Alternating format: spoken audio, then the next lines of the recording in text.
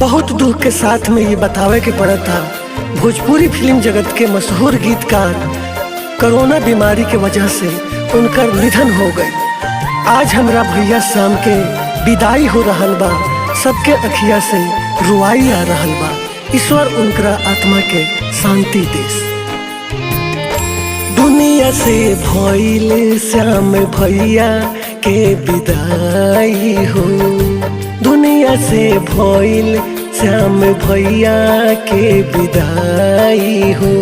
श्याम भैया याद में तोहे आवेला रुआई हो, श्याम भैया याद में तोहे आवेला रुआई हो।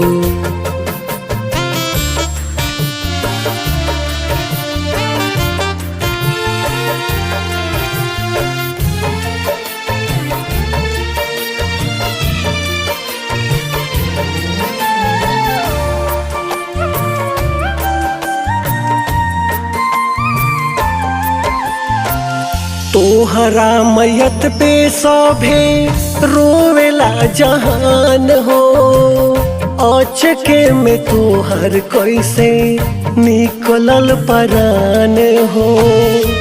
ए भैया ई का होता, अब कौन दिन देखे के पड़ता हो।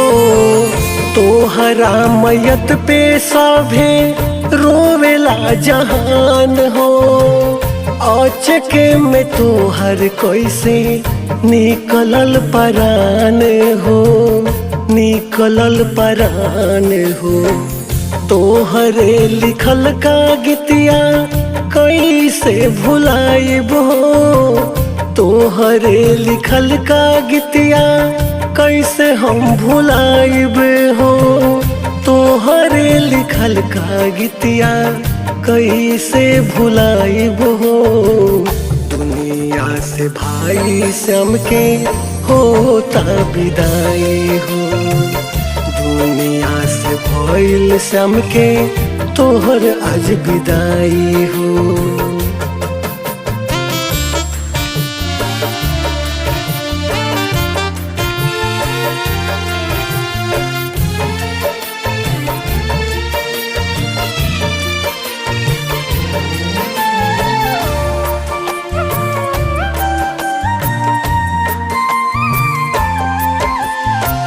सदमा में पड़ल बाटे दुनिया संसार हो, जिए खातिर अपना ना कोनो लहू के आसार हो।